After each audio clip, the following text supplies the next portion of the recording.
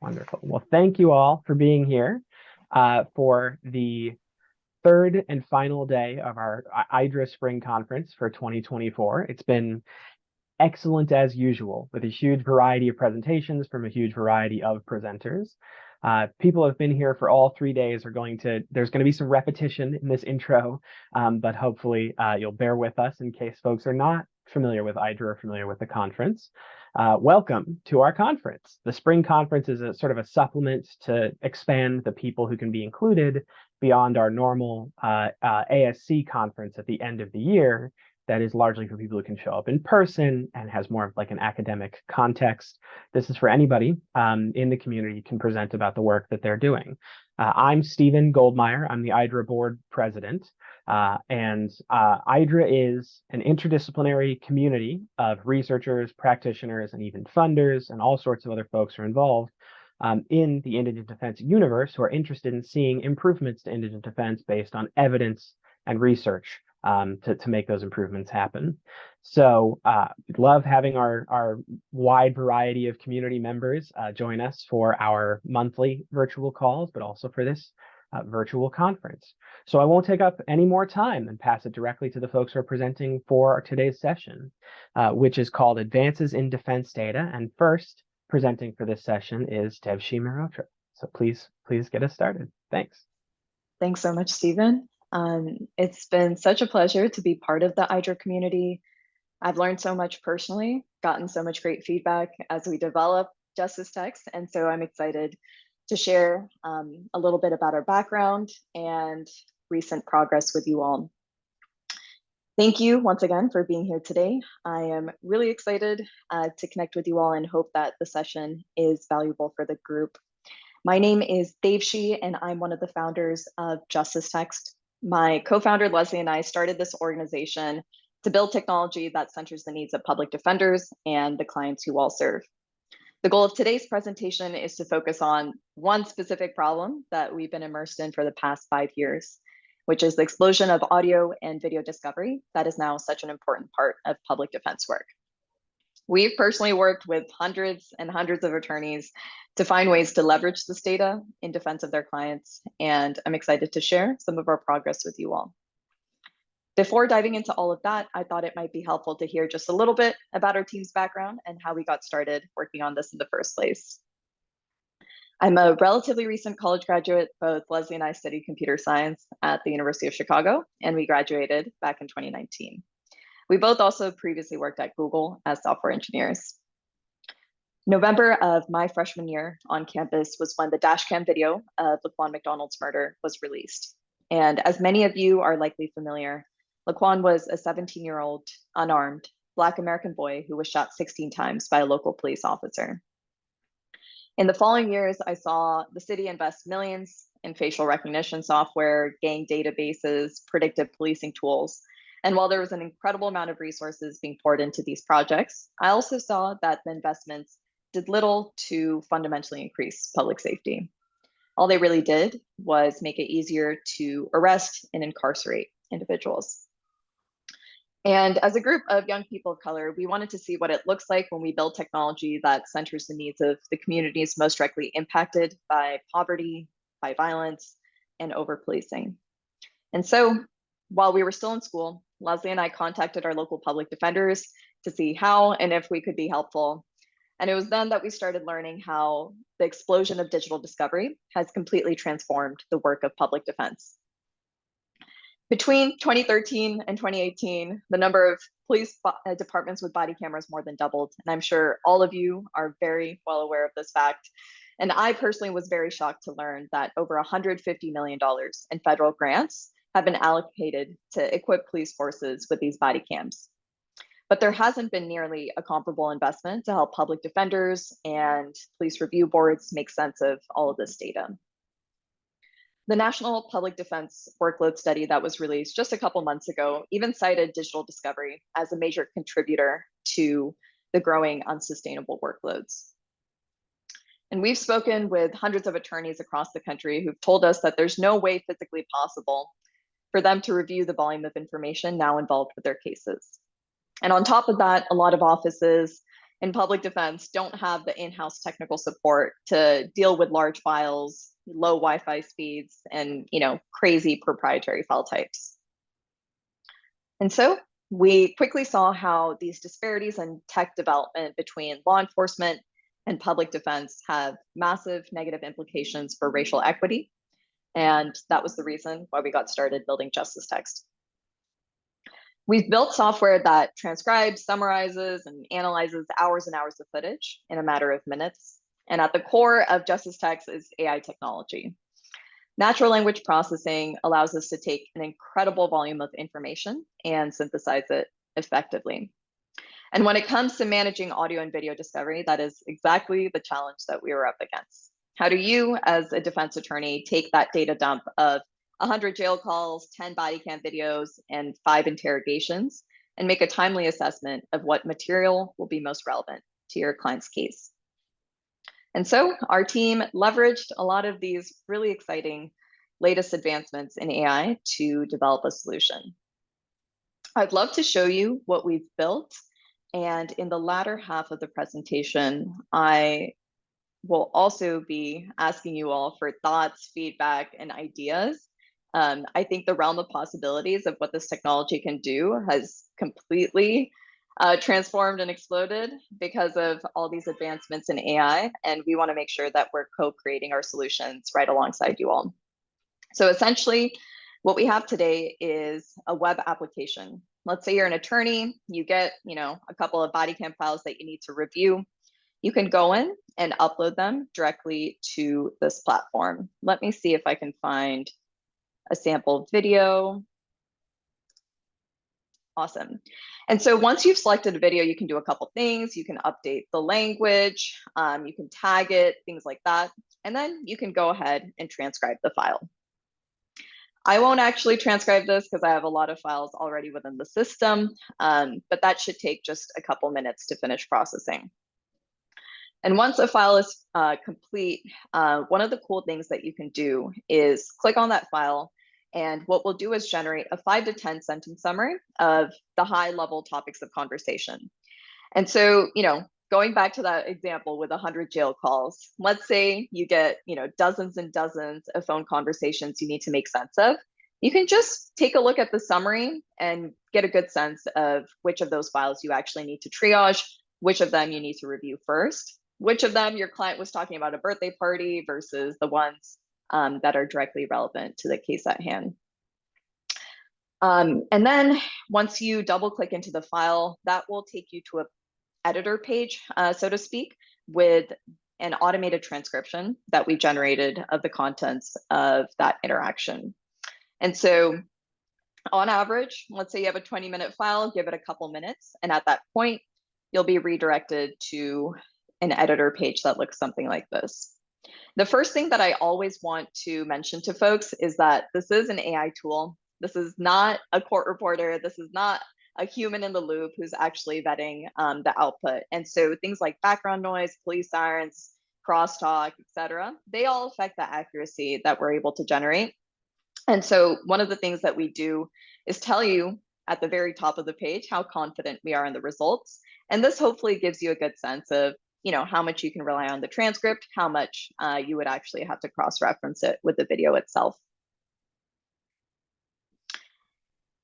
You can also view the summary here that I had showed earlier. And then as you're scrolling through the transcript itself, if there's a section that seems to be of interest, you can just go click on it, press play, and it'll jump directly to that portion of the video. Oh, the audio is actually going to my headphones, so let me disconnect.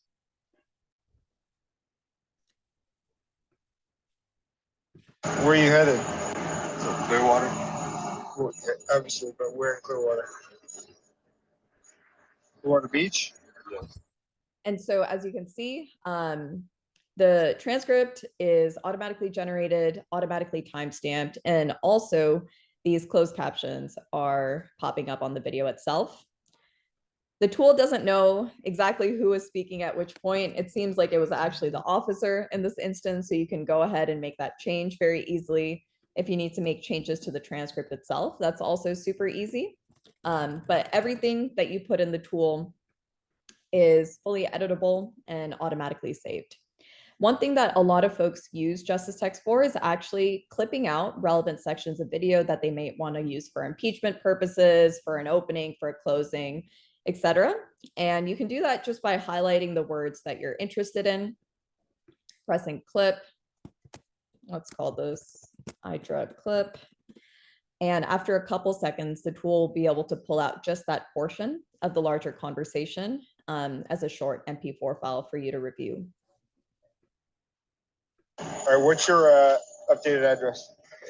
And so as you can see, this is just a 30-second snippet of the portion of the video that you were interested in. If you want, you can get a shareable link, copy it, send it over to the DAs. We've heard of many defense attorneys who are able to get entire cases dismissed by drawing the DA's attention to portions of the body cam footage that may have contradicted what was said in the police report. You can download it, embed it in a PowerPoint. But our overarching goal is to make sure that this video is a lot more usable for defense attorneys to use in courtroom settings. One other thing that I'll mention right here is we have been leveraging AI to actually pull out key moments in these files as well. And so let's say you have a DUI stop like this one. We'll automatically look out for all instances where someone was administered a field sobriety test. And so as you can see, it seems like we detected the walk and turn instructions. I can click on that and it'll jump directly to the portion in the video where the tool thinks that was taking place. Okay. When I say begin, and only when I say begin, you're going to take 9 heel-toe steps down this line. If it seems like the AI suggestion was correct, you can go ahead and accept it. If not, you can X out of it as well.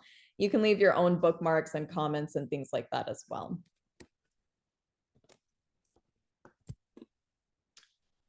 And then I think the last thing that I'll mention, kind of in this theme of using AI tools, is this chatbot, which we call Miranda AI.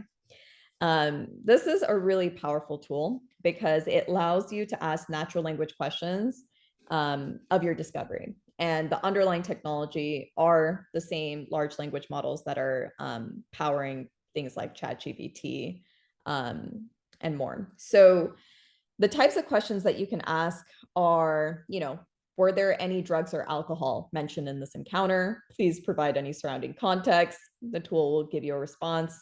I can ask, give me a time-stamped summary of events. And after a couple of seconds, the tool will spit out a response for me as well. I think there's a lot of potential in this technology. People have been using it in very cool ways. They've been asking things like, were there any leading questions? Were there any implicit promises made in this interrogation? And we've been hearing really encouraging feedback. However, I think there's also things to be wary of. These tools are not going to be 100% accurate. They are not a replacement for human review. And so even from a design perspective, we made it a very intentional point to include these timestamps and make it easy to cross-reference and cross-check the validity of the answers that are being given. And so, yeah, if I wanted to see what was going on at minute 18, I can just click on that and the transcript will scroll right there. So that's just a high-level overview of what some of this technology can do. Something that is more of a work in progress and definitely not live on the platform yet, but something that people might have interesting ideas about is expanding this technology from operating on individual files to actually allowing you to query questions across entire folders. And so I have a rough demo of what that could look like, and I'd be really excited to hear people's thoughts, concerns, questions, ideas after this. And so let's say I have this folder with a couple of files related to a case. Looks like they're, phone call recordings or something like that. I can go into this tool and ask something like, what are the main topics mentioned? And it will actually query all 4 files and give me a high-level synthesis of the main topics that were discussed. I can ask for a summary of events. I can ask for a timeline. And I think some of the cool applications that we've been hearing from folks is, the ability to upload an entire police report and ask for potential contradictions between the police report in a body cam file. So this is still very much a work in progress, as I mentioned, but I'm very excited to see what we can do with this powerful new technology to create more useful tools for public defenders like yourself. Okay, cool. Let me go back to the presentation. I think at a high level, the thing that really motivates me is the idea of using this technology to really level the playing field. We've invested so much money, so many resources in rolling out body cams, but we often hear critiques that this technology has not actually changed policing culture in America. Earlier this year, the New York Times actually published an article talking about the massive failures of body cams, but I don't think that framing is quite right. Body cams alone didn't change policing culture because, in my opinion, we failed to invest in the one group that is uniquely positioned to hold police accountable. And we've seen time and time again that when public defenders are given access to powerful technology, they're able to use it to challenge police narratives in defense of their clients.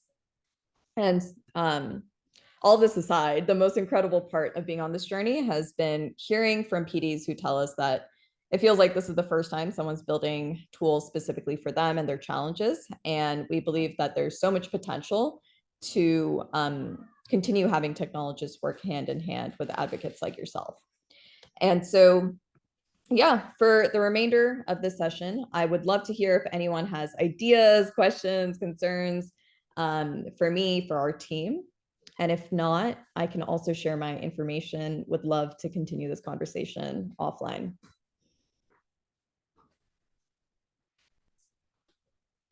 But yeah, feel free if you have any questions to drop them in the chat. I will also go ahead and put my email there if anyone wants to follow up.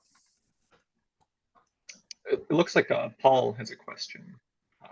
So please go ahead and unmute Paul.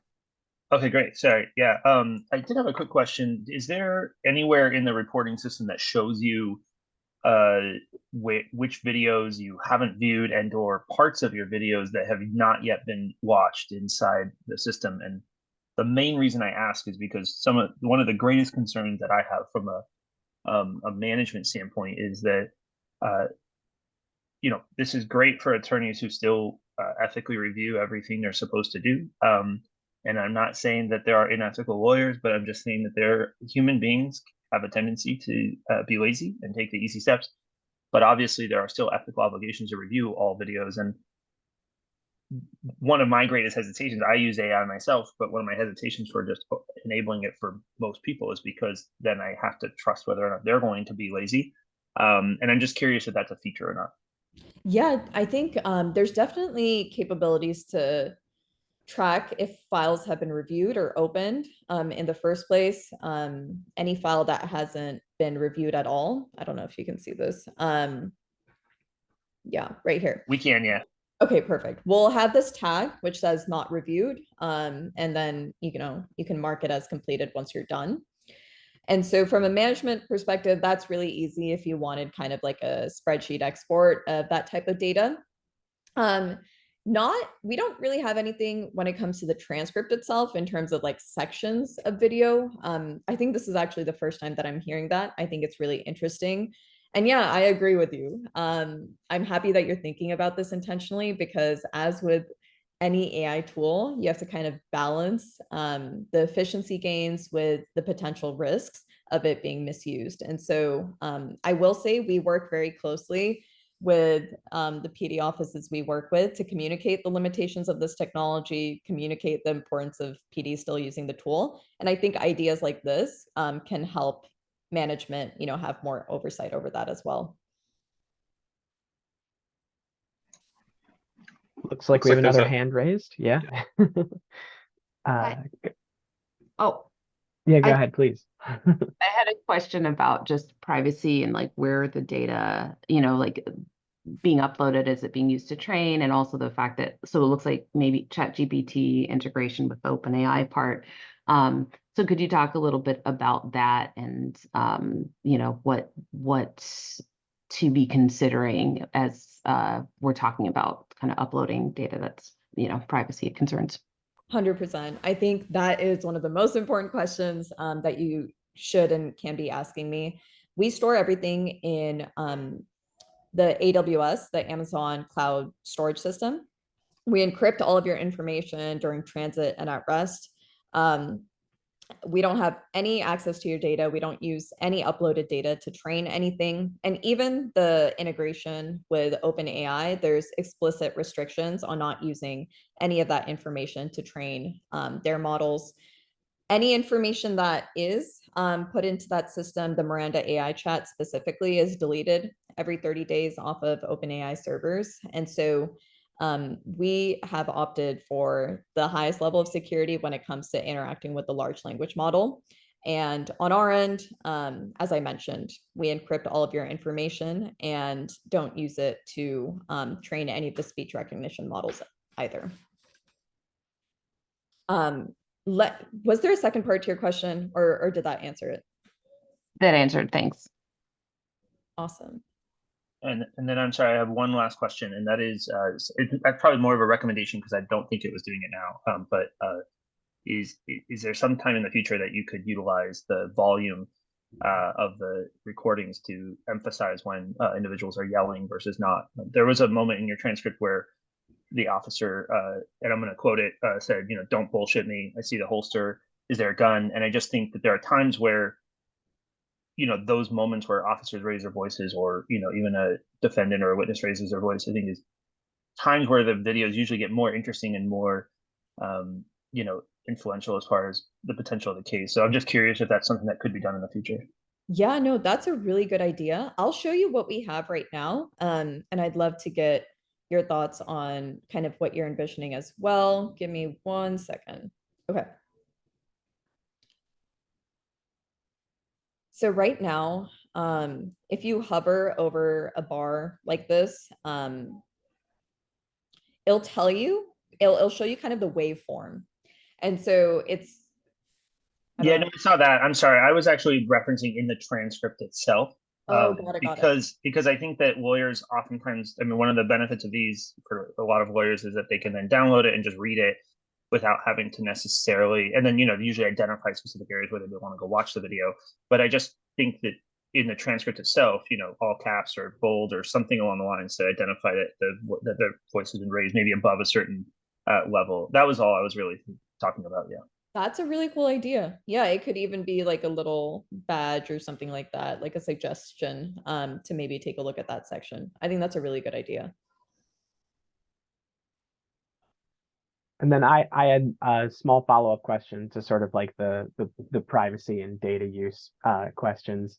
And this, I know, may not be a fair question or appropriate for this presentation. What if like OpenAI is not telling the truth, right? Like that is just a thing that has been happening with tech companies, that they'll just say, oh, we don't use this for training, or we don't keep it this way or whatever. And they just are doing that. And they or there's some loophole or something. So that may not be a fair question to ask you, but I am just curious. Yeah. Yeah, I think it's important to ask, right? Because you're thinking about your clients, you're thinking about potential negative implications. I will say, like, the OpenAI integration is a small part of the application.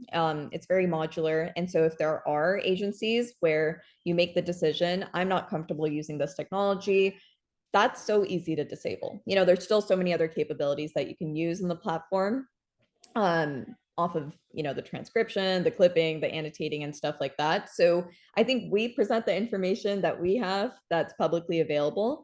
And, it's the full agency of public defenders to decide their comfort level and kind of managing the risks on their end. I appreciate that answer. Any other questions before we move on to our next presenter for the session? All right. We do have a comment in the chat. On the other hand, if the actual data are not used for training purposes, how is the AI model learning to recognize concepts specific to what public defenders are looking for? Yeah, really good. It's a great question. Really good question. So the moments that we're specifically detecting, let me pull it up again. Okay. So the moments that we're specifically detecting include things like Miranda warnings, FSTs, moment of arrest, and things like that. And so these are moments that have pretty standard procedure on how they're supposed to be administered. A Miranda warning won't be 100% the same script every time, but if we find something that's like a 70% match, we will automatically flag it for you. So this is not actually something that we require any user data for. We just ask public defenders, what's the script you're looking for? What are the phrases you're interested in? And then we'll use technology called semantic search to analyze the transcript and automatically surface those for you.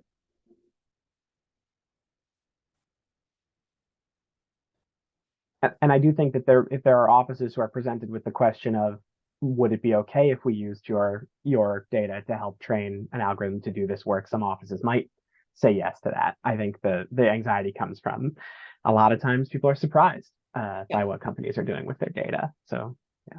We have a very strict protocol around not using any of the data, just because we recognize the sensitivity of it. But there are tons of ways in which we can automatically surface cool, interesting insights just through conversations with people and working hand in hand with public defenders who want to give us that background and insight. But yeah, once again, thank you everyone for these questions. If you have any follow-ups, always happy to discuss more. Thank you so much. Really appreciate you being here. Turn now to Jonah Siegel. Thank you so much. It's good to see your names on the screen. Let me share my screen. That was such an interesting presentation. Thank you so much. I'm so curious about this topic, and I know that some folks in Michigan are really starting to look into it and train on it. So thank you for sharing that. Let me get my presentation up.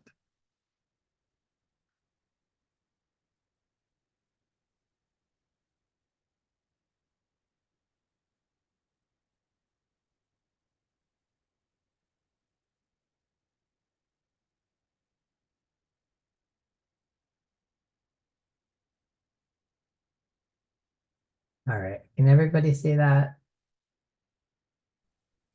Yes, looks good. Yep, looks great to me. Okay, perfect. Okay, great. Thank you so much, everyone. I am excited to be here today. It was not listed in the agenda for the I guess I'll call it a program, but I do have a co-presenter today. Her name is Teresa Patton, and she is the director of one of our, well, probably our largest managed design council system in the state of Michigan, and she is going to present with me today. So I'm really excited about that. So our presentation today is data collection by local system actors, challenges and lessons learned. And so I hope it is helpful to you. So first for the agenda for today. So I'm going to start with a brief history of system reform and data collection in Michigan. And then I'm going to talk about challenges to successful data collection at the state level and the local level. And then I'm going to turn it over to Teresa to talk for a little bit about the challenges that she has had at the local level with some of these same issues. And then I'll talk about some solutions, workarounds, and lessons learned. And then we'll save some time for questions. So I was inspired to talk about this today because I think that there is often such a disconnect between researchers who are working with big data sets and the folks on the ground who are actually putting that information in. Many of us have masters or PhDs, and we've worked with all sorts of data sets, large and small. I think that, it's really important that we pan way into the people who are actually keying that data into their computers, sometimes still handwriting it on sticky notes that eventually get transferred into some sort of electronic system, to the people who are carrying their file folders across public defender offices or logging information into iPads at arraignment. I want to talk just a little bit about, in order to get that big data set, we need to think about what's happening at the local level. And we have learned a lot about that in Michigan in the last 9 years. So first, a little bit of background about indigent defense in Michigan, and a lot of you may already be familiar with this, so I'll go through it quickly. Between 2007 and 2013, there were a series of things that that really highlighted how problematic indigent defense was in Michigan. There was an ACLU lawsuit. There was a national report called Race to the Bottom that highlighted exactly that, you know, Michigan, each county was kind of worse than the next in Michigan in terms of what indigent defense looked like. In response to these things, the governor formed an advisory commission, and that advisory commission in 2013 created the Michigan Indigent Defense Commission. And so our job is to create minimum standards for best practice in criminal court, work with local systems to implement those standards, give money, state money to those systems in order to implement the standards, and then also collect and compile data, which is what brings us here today. And so that is the kind of that is the background of how we came to be and who we are and why we are invested and engaged in data collection with local systems. So I'm going to start with a story about Jonah. In 2014, I was a fresh-faced PhD baby researcher with all of the hope and idealism in the world, at least related to research. For my PhD, I had worked with a huge data set from the Michigan Department of Corrections that had been cleaned over the course of 2 years by teams of graduate students. And I had to utilize a lot of statistical techniques to account for missing data in this huge data set, but I was pretty far, just about as far as you could get from the day-to-day actors in the systems who were entering this data in. When I started at the MIDC, our state had essentially zero data on indigent defense. Everything happened at the local system, so no one knew the attorneys who took indigent defense cases statewide. Here's a list of the other things that no one knew, with a few local exceptions. So no one knew the number of indigent defense cases in the state per year. No one knew the number of indigent defense cases in local jurisdictions. And what I mean is, even if you went to an individual court and you said, how many indigent defense cases do you have every year? They had no idea. In many places, they couldn't even tell you whether an individual case had retained or appointed counsel. They could pull up a case and they could see the name of the attorney, but if that was an attorney who happened to take both appointed work and retained work in that court, they would have no idea what that case was. We didn't know how many attorneys were getting paid in different jurisdictions across the state for appointed work, and we didn't know anything about how indigency was determined. So a lot missing, and you know, it was very overwhelming to think about where to start and how to start getting this data, but I was extremely optimistic. Shockingly, we've hit many road bumps in the last 9 years. And although we do have a lot more data today, we certainly do not have the dream data set that I had envisioned coming out of a PhD program. And the reason for that is because there are so many challenges to getting data from local system actors. And so I'm going to talk a little bit about a couple of those challenges. And I'm going to go through these one at a time. So the first three I have in quotes here because they're, you know, my paraphrasing of quotes from people, which is, you know, the first is, but that's not how we've always done it. The second is, and I'm just going to say it, but we don't give a fuck. And that's, you know, an extremely common thing that we come across. And three, but who even cares about data? I'm going to start with those first three on this next slide. So first, but that's not how we've always done it. I'm sure this is really familiar to a lot of you. We joked at the MIDC in our first few years of reform that our motto should be, but that's not how we've always done it, with a red line through the middle of it. Change is hard, and as if any of you who have worked in government know that bureaucratic change is even harder. To make this worse, government workers sometimes stick around for a very, very long time. Which can have a lot of benefits, but also means that people are very much stuck in their ways for long periods of time. An example that was particularly emblematic of this was in a county close to where I live. This was an early moment in MIDC reform, so we still did not have independence from the courts, and we only had public defender offices in about 9% of our counties. So for the most part, indigent defense data was mostly being collected by courts. The courts didn't really have a lot of motivation to collect this data, and they also had a lot of bureaucratic obstacles. So, as one example, there's a data point in the court case management system called attorney type. Depending on their case management system, there might be a variety of options in response to that. So some of them only had a drop-down menu that said A for appointed or R for retained. Others had more options like W for waived. Some only had the option of A, so you could put an A for appointed. To me, this was, for us at the MIDC, this was kind of the gold mine data point. If I could just get courts to collect this one data point, we would have so much more information on what was happening in indigent defense. Well, I thought that would be very easy to get them to just click this one button in their cases, but turns out it was not. So, in this particular court visit that I was on, the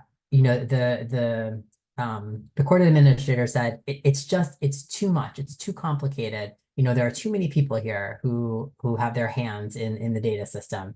And I said, well, let's walk around. Let's actually walk around the court and show me, where the file folder goes from person to person, who might have the opportunity to enter that A into the system.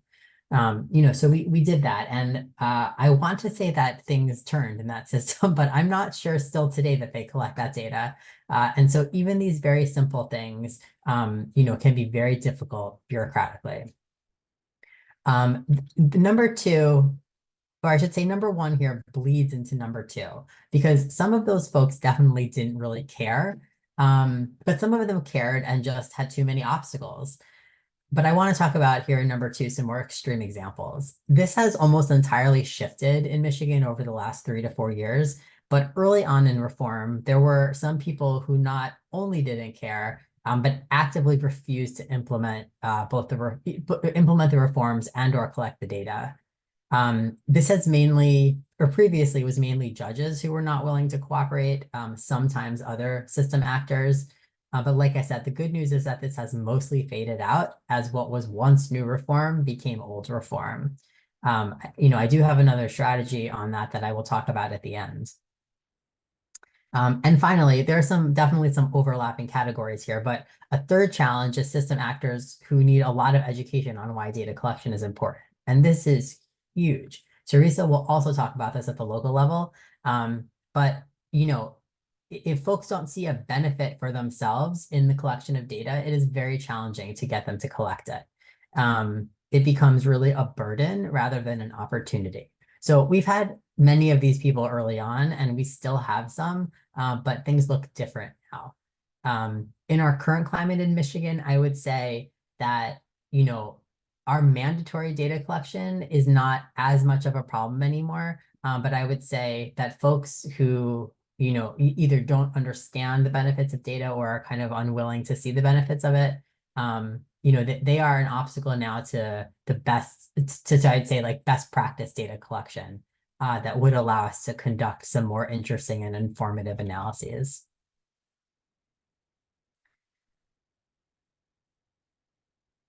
A fourth one I want to talk about is insufficient data systems, specifically in courts. So, I think this is probably the case in many places. Our court data systems were never designed with indigent defense in mind. And this is confusing and frustrating to me because, I would say to the folks at the court system, the criminal legal system is indigent defense. Such a high percentage of your cases are appointed cases. How can you not be collecting data specifically on indigent defense? But they're not. In Michigan, when we started implementation, about 2/3 of courts were on a single case management system. Like I said, this case management system and all of the rest of them were not designed to track indigent defense information, with the exception of this one field that I mentioned, this attorney type field. But there were no fields for if there was counsel at arraignment. There were no fields for if there was counsel, was it retained or appointed? Who was the attorney? Did the client file for indigency, even if the request was denied? Was the client detained at the time of appointment? And after appointment, when did the initial interview take place? Just as some examples. These are things that we are interested in as an oversight body at the state level. And there were not and continue to not be data fields such as these in court case management systems.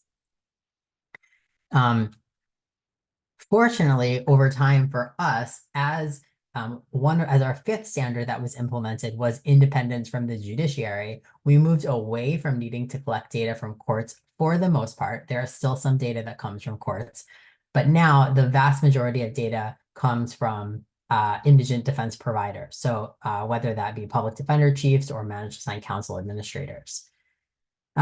So let me just include, with the creation of the MIDC and this fifth standard of independence, there was a shift in Michigan from almost all appointed counsel and contract systems to all managed assigned counsel systems and PD offices. So we have a contact in every local system that's either a managed assigned counsel administrator or a public defender chief, Teresa being one of them, who we are in indirect contact with about collecting this data. All they do is indigent defense. And so it has made it much easier for us to collect data. That said, turns out that there are very few software solutions built for the needs of managed assigned counsel administrators.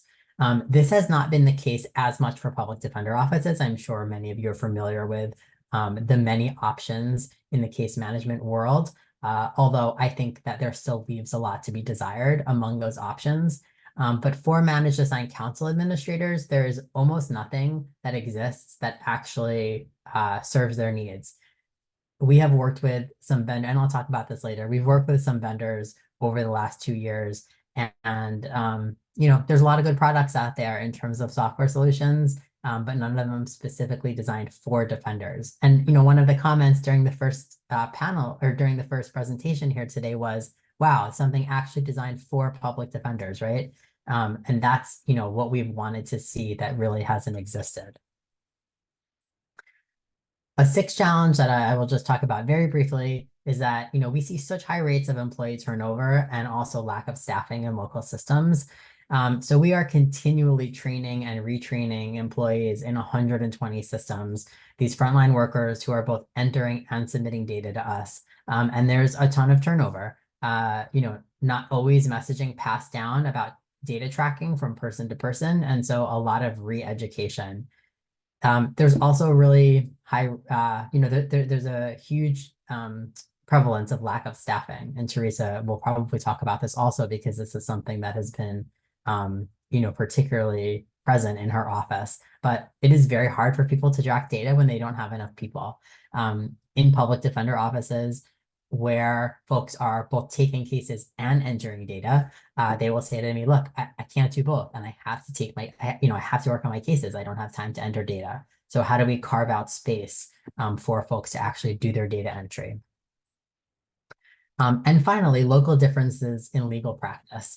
I think that this is a common conversation among IDRA folks when it comes to thinking about what defines a case. That's something that we've all talked about a lot for many years. And we see that and also a lot of other legal or local variation in the legal practice. So, one example is most of our systems conduct arraignments one day and then a pretrial another day. And in Michigan, what that looks like for the most part is you have an arraignment attorney, and then you get assigned to an attorney who will carry on your case. So there's an appointment made, and then you have your attorney and they will do the pretrial. In other systems, some of our third-class district courts, the arraignment and pretrial is combined. And so, so let's say we're trying to track information on appointments. So we say we're talking about appointments that occur after the arraignment happens. So that looks one way in many of our systems. So we know after the arraignment, the actual more permanent attorney is going to do the pretrial. But then in other systems, that's not the case. Let's say they plea at pretrial. Let's say they plea at the arraignment pretrial. Their case is done. They never get an assignment, but actually they have moved to the pretrial stage, right? So we're not comparing apples to apples, and that makes it tricky. So I'm going to pause here and turn this over to Teresa for probably about 10 minutes to, give some local context to some of these challenges. Thank you, Jonah. Good morning, everyone, or good afternoon. I am very grateful that Jonah asked me to present with him today. So it's a wonderful opportunity to just talk with you all about indigent defense in the local context. I will say Jonah kept freezing when he was talking on my screen. So I don't know if it's my internet connection, but if it is and you can't hear me, someone just let me know and I will turn my screen off, the camera portion, so that you can continue to hear me. So just let me know if my audio is going in and out or if I'm freezing. So my name is Teresa Patton. I am the director of the Regional Managed Assigned Counsel Office, as Jonah stated. My deputy director is on the screen as well, Rachel McRipley, and we provide the indigent defense or manage the indigent defense system for 20 of the 24 third-class district and municipal courts in Wayne County. So we have so much of the variation that Jonah is talking about. So I want to piggyback just starting there. A lot of issues in collecting even the mandatory data for the Michigan Indigent Defense Commission comes from the variation in processes across those 20 courts. So not only arraignment pretrials that happen versus straight arraignments in other courts, we also have house counsel systems. So we may have a house counsel who is handling the arraignments or the arraignment pretrials, and then it may be a difference in whether or not those are the attorneys that keep it at the pretrial stage, or if it goes through 2 or 3 more attorneys before the case is actually resolved. So we have found in the local context, the variation in process has been a huge barrier to collecting data because the processes are all different. We have been able to tweak the systems a little bit, the way that we collect data so that we can make it work for us, but that has been one of the big challenges in collecting data and at the local level. Going from just the differences in the court's processes and the way that they handle cases, across the board, challenges in collecting data at the local level pretty much go across attorneys, clients, and courts. One of the biggest problems is that none of those 3 individuals have been trained in collecting data. So just starting from the attorney's perspective, I've been an attorney for 24 years in Wayne County, and I have been in criminal law for the entire 24 years. Data collection is just not part of the culture. It was not part of the culture in law school. It was not something that we were trained in. It was not something that was prioritized. And it's not something that we typically use in representing clients. So now trying to change that culture has been slow. As Jonah stated, some of them just don't care. Some of them don't see the need for it because they don't understand what the impact of data collection could be on indigent defense. They are focused on representing their clients only, and so that's what they're doing. Many of them will complain that they don't have time to collect data because they have so many clients, so many cases are coming through the courts that need representation that they don't have time to collect the data. So some of them just outright refuse to collect data, or they're resistant to collect the data. So that's another challenge that we have from the attorney's standpoint. Some of the other challenges is just the nature of criminal law, period. Historically, as I said, that they're just not trained to collect the data, but also the things that we have to think about is there's case level data, and then we're looking at data on quality of representation as well. Case level data is just a little bit easier to collect because it's stuff that you can observe or get from a computer system. You can go in and see how many arraignments there were. As long as you're defining it the same way, you can collect good data across many systems. So you can go on a computer as long as they're putting that in, and you can pull out how many arraignments there were. You can pull out how many of those arraignments were the client were represented by an appointed counsel. But when it comes to quality of representation, that's a little bit more difficult when it comes to criminal justice because of things like attorney-client privilege and the rules of ethics. So there are things that we are not privy to in indigent defense, because of those things, that it makes it difficult to collect data on those level of data points. Also, access to clients. When, as a MAC, I'm in court observing the way that indigent defense is being rendered, I don't always have access to the client. I don't always have access to maybe ask a question to collect data on the quality of representation. So that provides a challenge at the local context as well. Observation will only tell you so much. So you're able to collect data on things that you observe, but maybe not some of the deeper data. And creating standards like Michigan has done with the Michigan Indigent Defense Commission. It's important to evaluate those standards and to evaluate the implementation of those standards to see what is working and what's not working, what needs to be changed on the local level so that it does work. And so understanding the need for that and then overcoming the challenges in collecting the data has proven to be an issue. I believe it's an issue that we're going to overcome, and Jonah's going to talk a little bit more about overcoming those issues and the workarounds.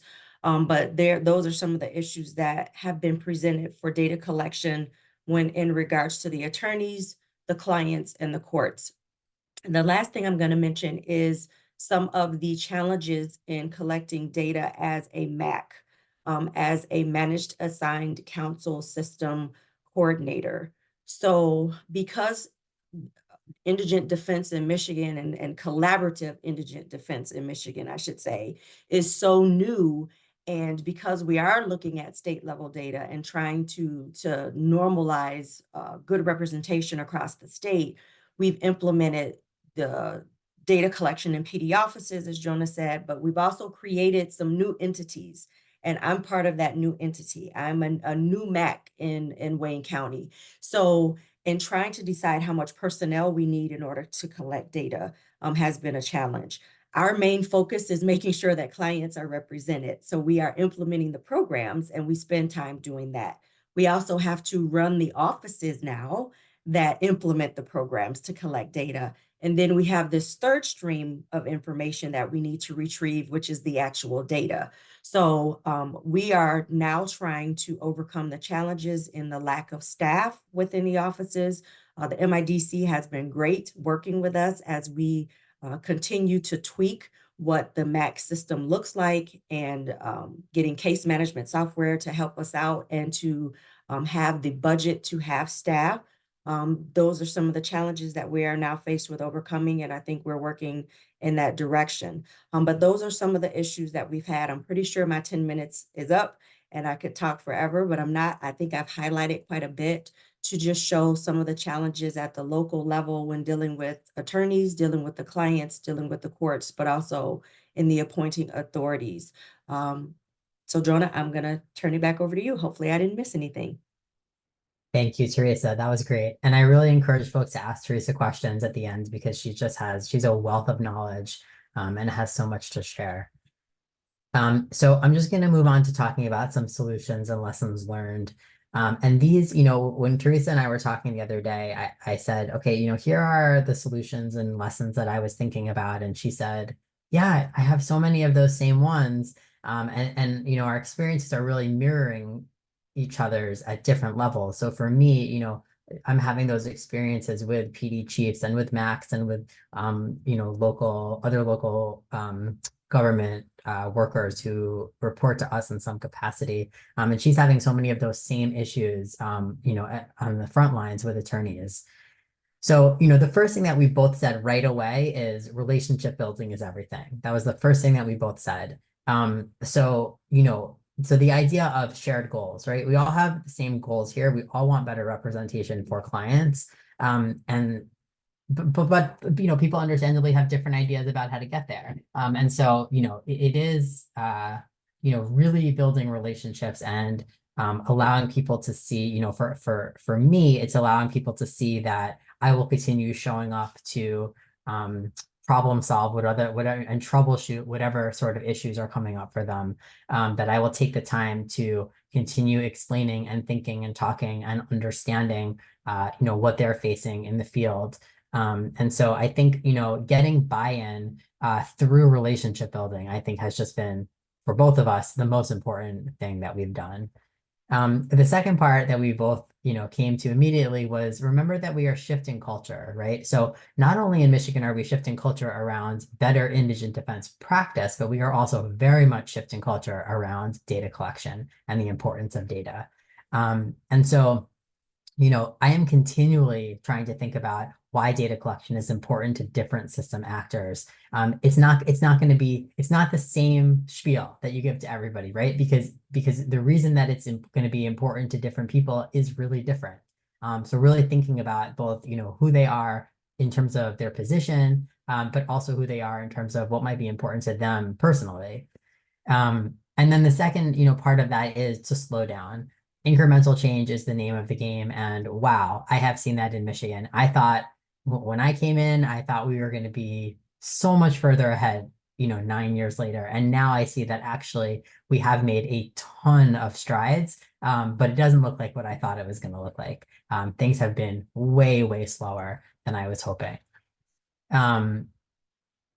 This is, maybe self-explanatory, but, make training materials available in multiple formats. So whenever we're talking to folks about data collection, we are trying to do it in a variety of ways through live webinars, through recorded trainings, through office hours where people can come ask questions, through written materials, also through a lot of one-on-one Zoom sessions, in-person meetings at, public defender offices, et cetera. So lots of a variety to make training materials most accessible. Next, use what you have in terms of software solutions. So, what I said or what Teresa said is, her lesson learned there was, make it work. Whatever you have, make it work. So, she said they started with Excel spreadsheets and wow, they collected a lot of data in Excel over the last couple of years. And we have a lot of systems who are using more sophisticated case management systems now, but we also have systems who will probably collect in Excel for the rest of their careers. And that's okay. They're doing a lot of great things with that. And before they were collecting on sticky notes. And so, we've made so much progress there. The other thing I wanted to add here is to pester software vendors. So I have devoted an extreme amount of time over the last 2 years to building relationships with software vendors across the country and begging them to create products for managed assigned counsel administrators.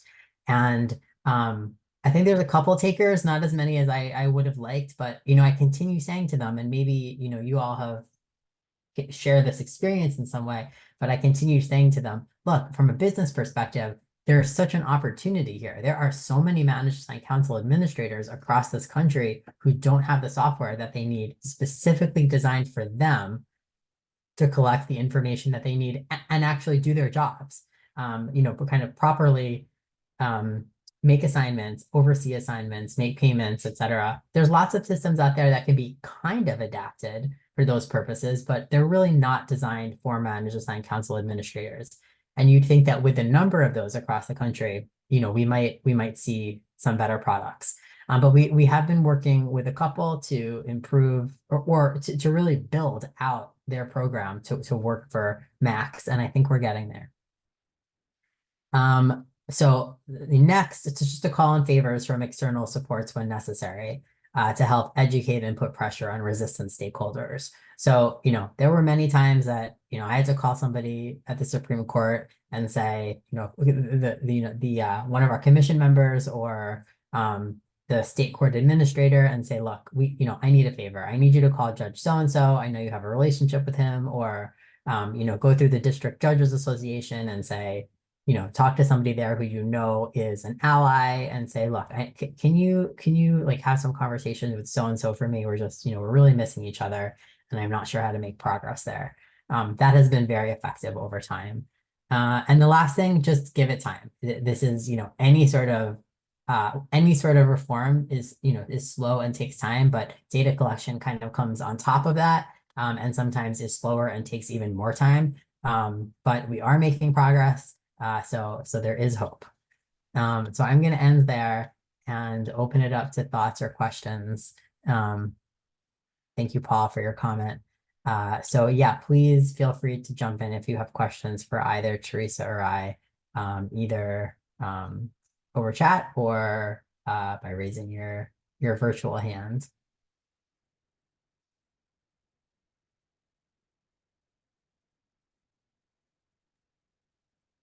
as often happens, it can take a moment for questions to come in. Excellent. I can read the questions as they come in. So Mari asks, can you name the vendors you see as fruitful so we can double down requests to them to make their systems work for managed assigned counsel systems? Yeah, Maria, absolutely. So,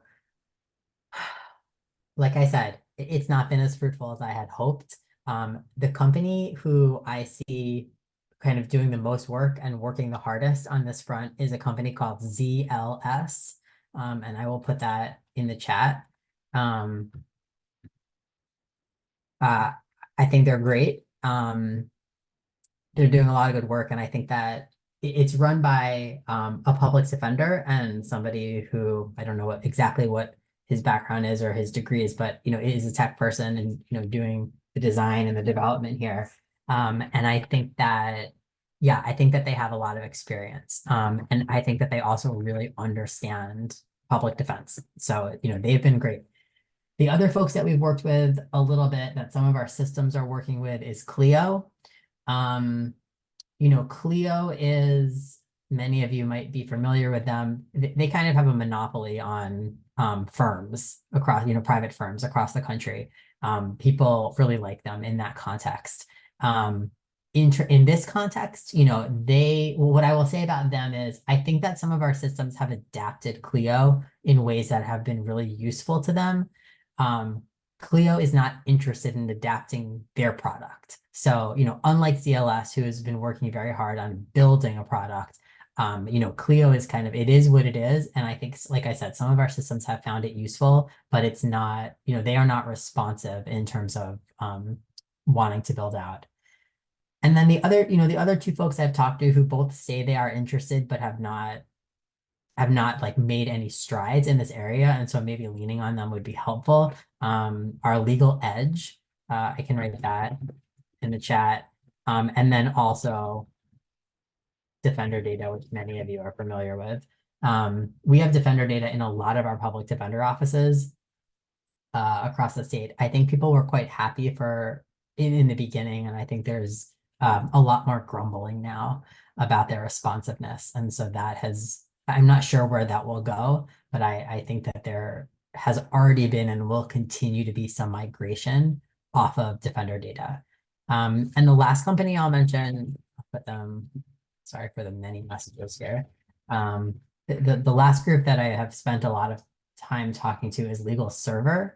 And Legal Server is a group. So all of those other products that I talked about are off-the-shelf products, meaning you buy their product and you have to do some setting up of the product, but it mostly is what it is. It's not like this, but it's like when you used to pop in your CD for Microsoft Office and then, download it on your computer and it exists.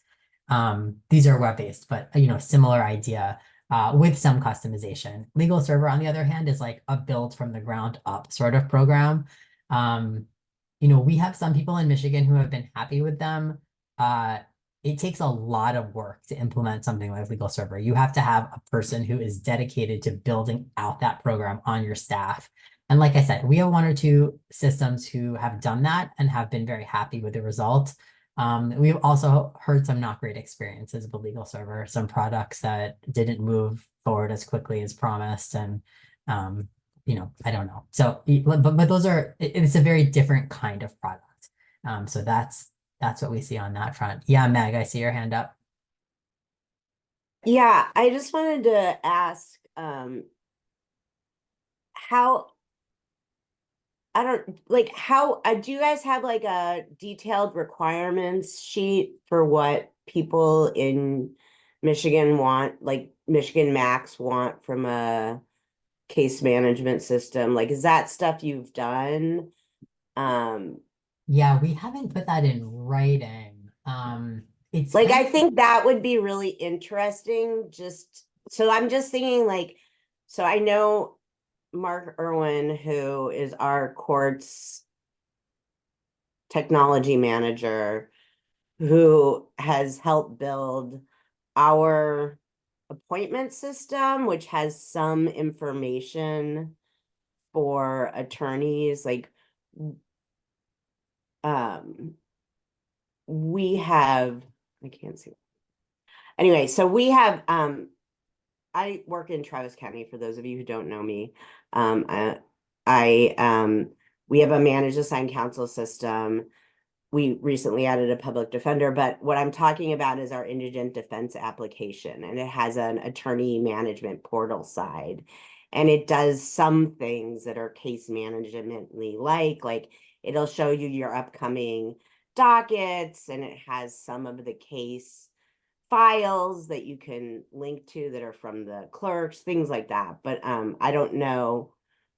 And I know like Mark Irwin has always like had this dream that he would like find other people who wanted to work in open source and like put together this amazing, you know, Mac managed assigned counsel.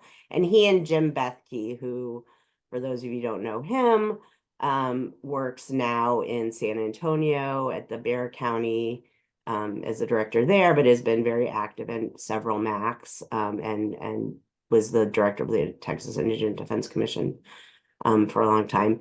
And so they talk about it a lot, right? So they have this dream of this like cooperative case management system. And I know that, you know, that's something that they've talked to vendors about and things like that. And so I just want to throw that out there. So people who are interested might, you know, but they're both very busy people, right? And so it's like they have this dream and they talk about it.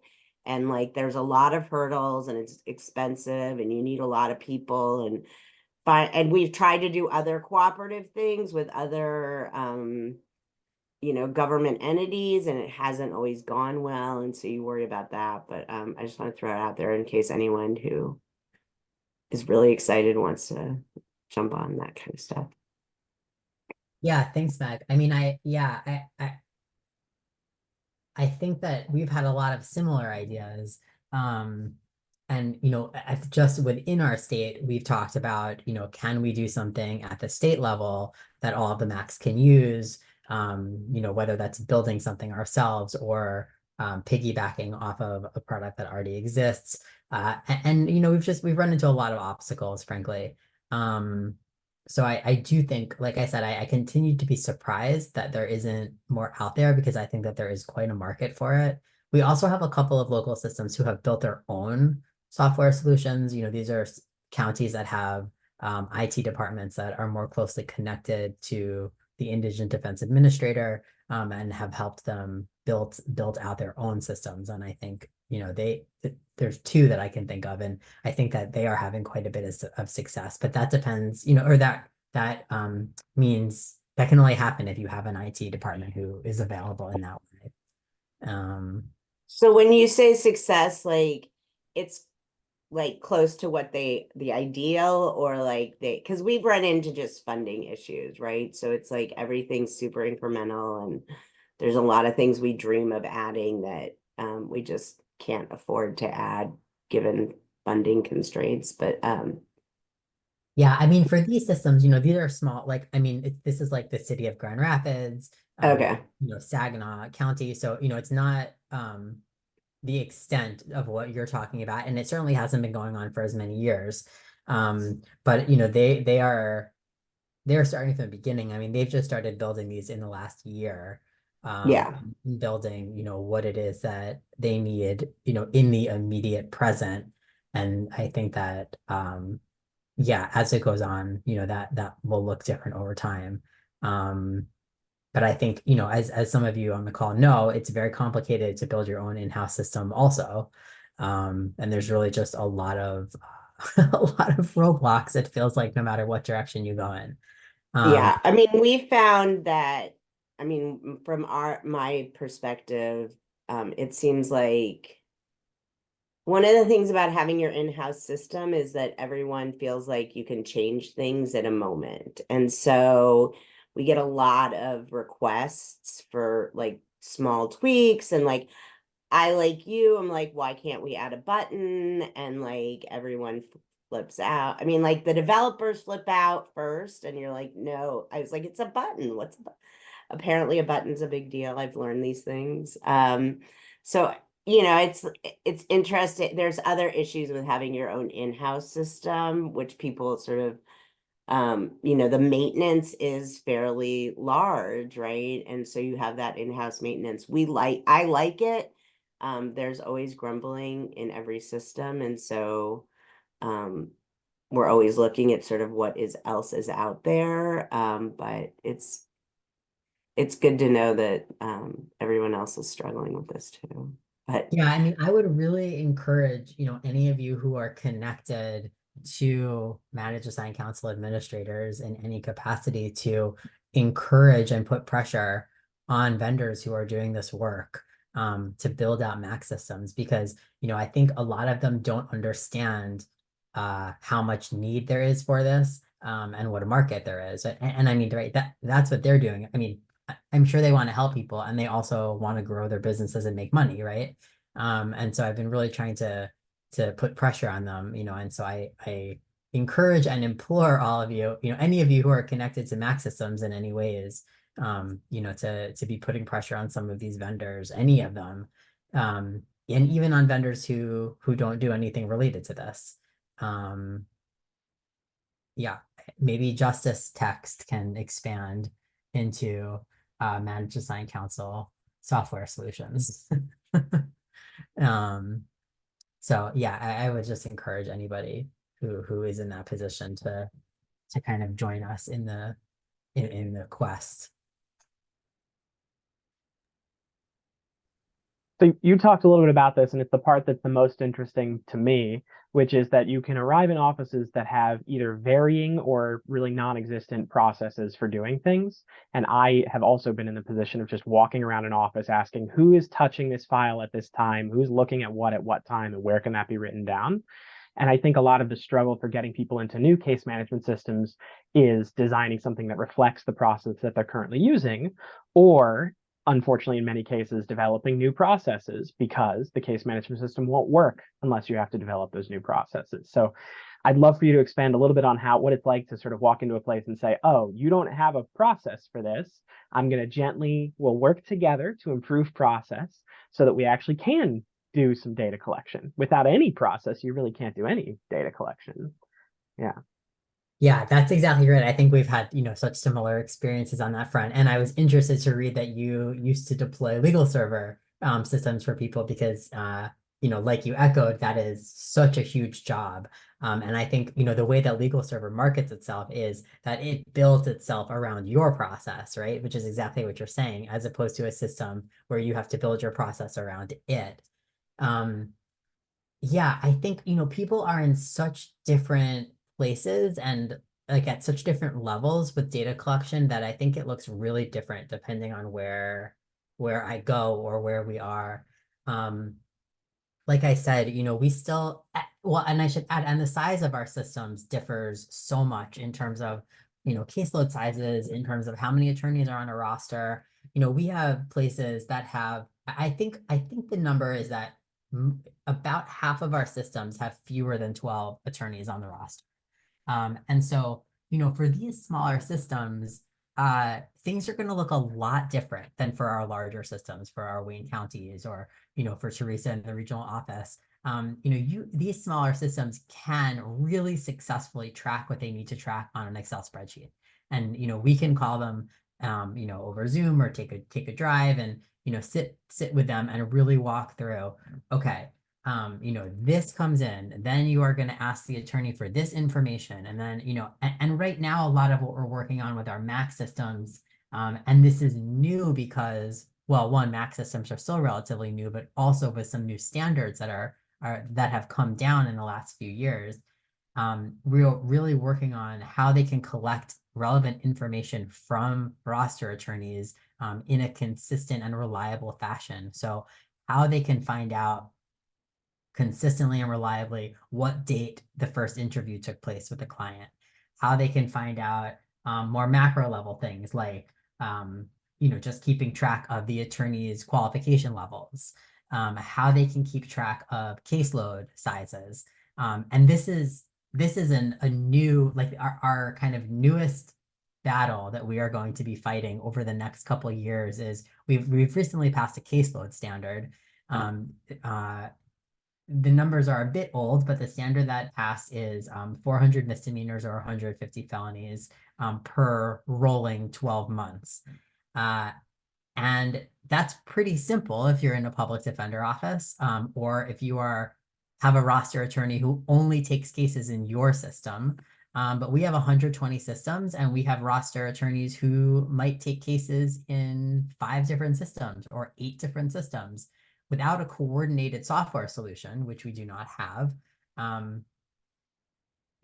how is each managed assigned counsel administrator supposed to know how many cases they can give to somebody? And it's not just a calendar year, so it's not as simple as saying, what do they have from, January 1st on, but on a rolling 12 months, how do these administrators communicate with each other with so many different systems? You could have attorney A who has cases in, let's say, counties, 1 through 10, and then you have attorney B who has cases in counties 1, 3, 7, 12, 21, right? And I mean, there's truly an infinite number of combinations. So I'm not answering your question for how we solved it. That's a problem that we have not solved yet. But in terms of solving it, yeah, I think I'm finding that there are some solutions that fit all, but mostly they are individual solutions. And it is, sitting down with each individual local stakeholder and saying, okay, so what exactly is happening in this court? And who is doing the arraignments? And do they have iPads that they can enter information into? No? Okay. How do they submit their invoices to you? Oh, it's still on paper? Okay. Can you add this field? Or, oh, it's in this new system that you've built. How long is it going to take you to have your IT department add a field into this system so you can collect this information? I mean, it's really, truly like, it's so incremental, and it can be a little, it can be frazzling to think about the number of combinations. Yeah, Teresa, I don't know if you want to talk about any of that at all. I'm watching the clock also, but do you have any thoughts, Teresa? I think you pretty much said it all with that, what you said. Okay.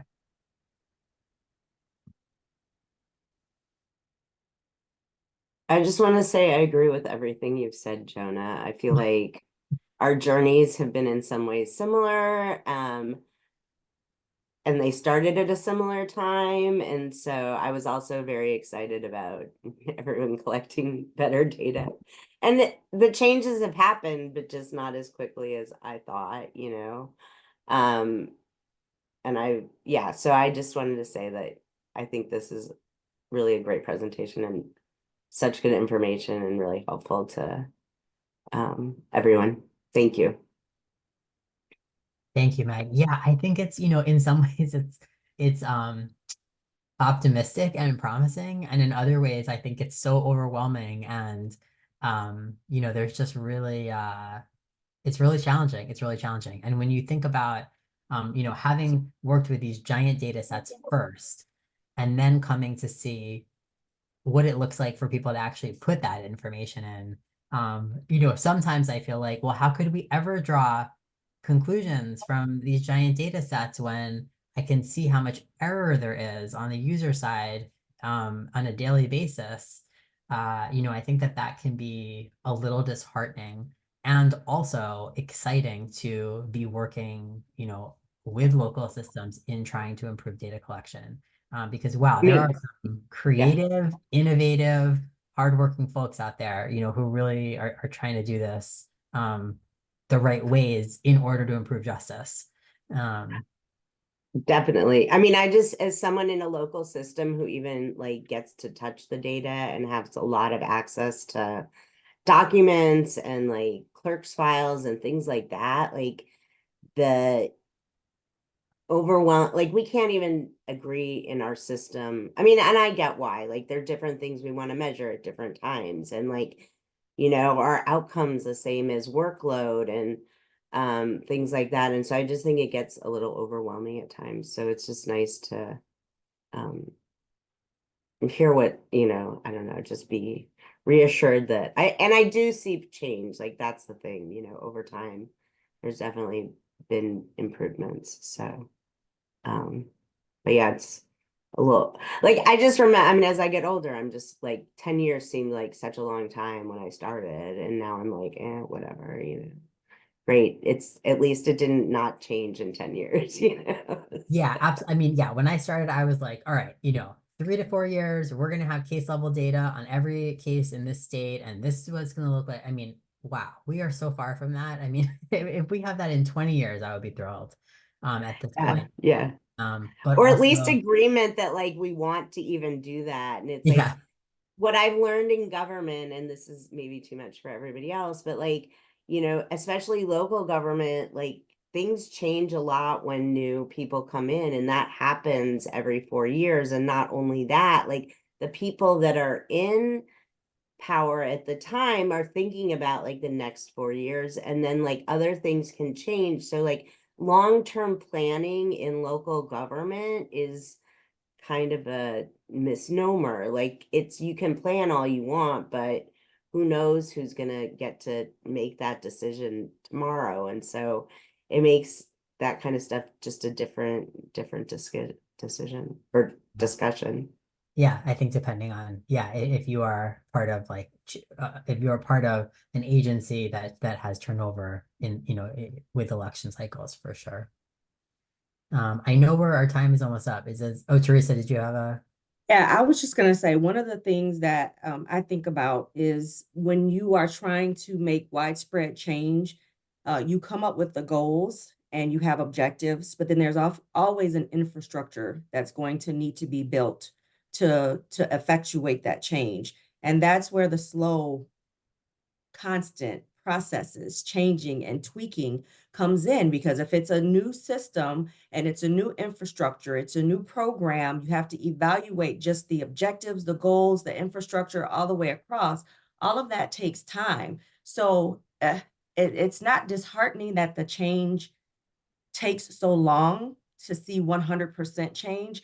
It's the successes that you see incrementally as you're going. So when you look at the fact that there were individuals who were being arraigned without attorneys, and now you have a standard that says everyone at first appearance has an attorney, and you see people getting on board with that. So when you see those little incremental successes, that's the stuff that you focus on, and then you build on that. But to build the infrastructure to implement the program and the goals, it just takes time, and that's with anything. So it shouldn't be disheartening. It should be just getting people on board to help continue to build the infrastructure that you need to get where you need to go.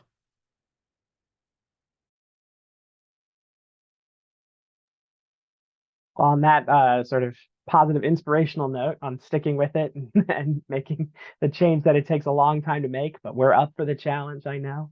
I think we'll wrap there for today. So thank you so much to all of our presenters for this session.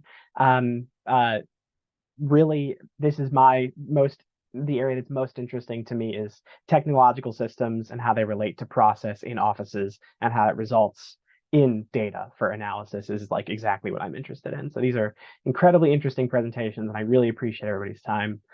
We are going to break now for 15 minutes, then about 15 minutes. We'll be back here at 1:45 Eastern for a session on evaluating the impact of $0 bail. So thank you all so much again, and I'll see you back here in just a little while.